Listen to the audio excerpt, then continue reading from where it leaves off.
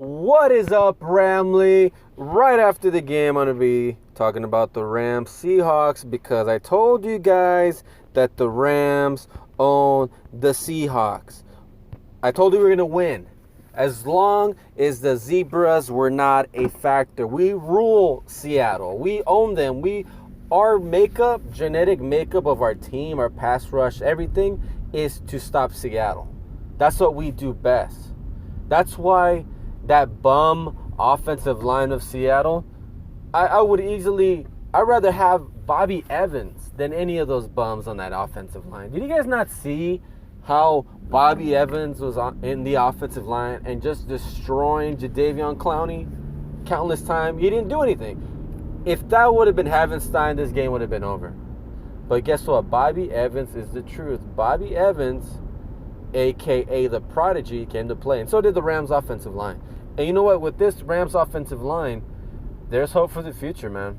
There's definitely hope for the future. We're looking good. Jared Goff looked like a PIMP. He did have a rough second half where he kind of forced things, especially in the second half, obviously. But he had 2 touchdowns, 2 interceptions. One of them wasn't his fault. The other one was a deep throw down the field, and stuff happens. But it wasn't necessarily all his fault. Now, Wilson had 245 yards, but that offensive line of Seattle could not hang with our pass rush. There were either false starts or a lot of holding calls that were hurting Seattle. And they got away with a lot. And usually they do, but since this officiating crew actually did their job and called stuff like that, where they're holding our guys, false starts that I brought up in my last video, it's just night and day. And they don't have the home field refs to protect them, and none of those roughing the passer calls that they usually would call. They didn't call those because it's not at home. They weren't going to give them a game. And that's what the Rams should have won last time. I'm still saying that now. And a lot of the Ramley on Twitter were saying, don't blame the refs. The Rams had their chances. No. It took everything to go Seattle's way. Penalties, missed field goals, BS calls from the referees for Seattle to beat us last time. And in this game, we dominated them. The first half was complete domination, and I think the second half, the Rams kind of took the foot off the gas for a little bit. So we gave them a chance to come back, but that should have been a blowout. That's how good this Rams team played Seattle. And I said, as long as we run the ball, we have Bobby Evans in this game. Jalen Ramsey doesn't get beat like Marcus Peters does in those deep throws. And we will get after Russell. Just give it time. And sure enough, I think the Rams had 5 sacks on them. And Seattle had none. So we owned their ass. I told you guys, as long as we have Bobby Evans in that offensive line and they're playing offensive line-wise this good as they've been, this is going to be good. And you know what? I'm going to make another Bobby Evans video because he's such a beast. But other players that were phenomenal in this game, Todd Gurley got 100-plus yards rushing, and then had some other yards receiving too. Bobby Evans had, I think, 140, 130 in this game, and Higbee had another 100-yard game. So they're looking pretty damn good, man. They're looking pretty damn fantastic. Actually, you know what? Take that back. Gurley had 79 yards rushing, but then he also had 34, so I think that's where the 100 comes in.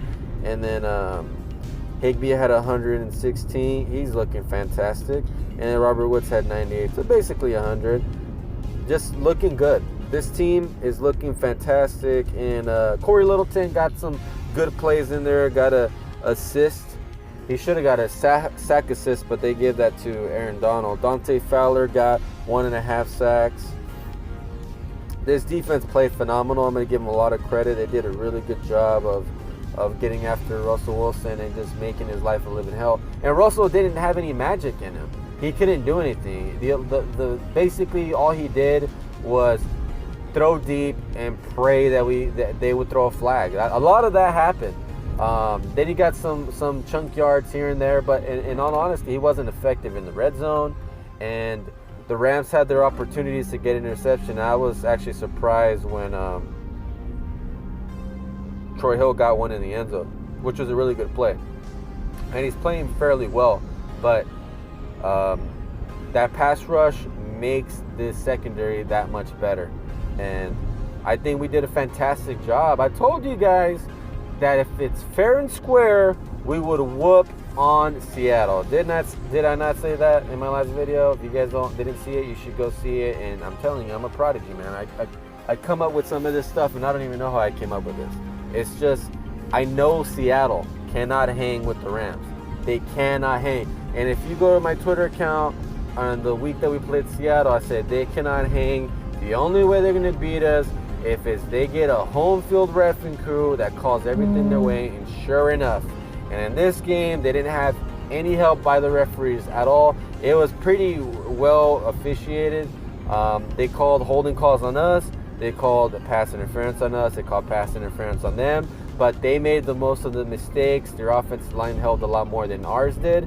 And we did a good job with the play action passing, running the football efficiently down their throat just like they wanted to do on us. And we did it better than they did. So the Rams deserve the credit. They did a good job. They are still a fantastic team that should be making the playoffs. But we got to have either the Vikings or Seattle just start losing more games, man. And it doesn't get any easier for Seattle, but I think the thing is they can hang with everybody but us.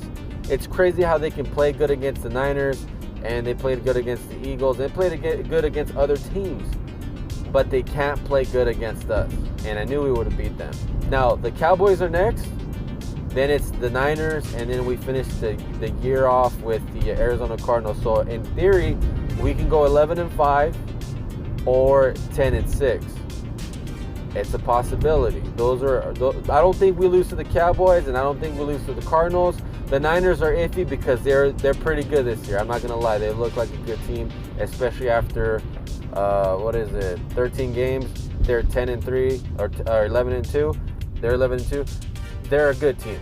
They're a good team. They're playing good. They played us very, very hard last time, but this time our Rams offensive line is a lot better. Our secondary is a little bit better. We're playing decent football against a team like them, where we could be able to get after Garoppolo and make his life a living hell. We can, but we have to wait and see.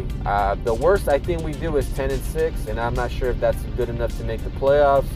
As of right now, we would be considered in the hunt, but we need either Seattle, the Niners, or the Vikings to have an implosion of epic proportion for us to make the wild card. If we don't make it and we end up 10-6 and we don't go to the playoffs, I would say it's a good season. We didn't make the playoffs. We messed up early on. We can grow from this and go forward and then come back even better next season. But if we make the wild card, that'd be awesome. That would be pretty damn awesome. So let me know what you guys think. Rams 28, Seattle 12. Jared Goff, to me, outperformed Russell Wilson in all aspects of the game. The Rams offensive line won the battle of the trenches, and our secondary made plays. Until next time, you guys, go Rams.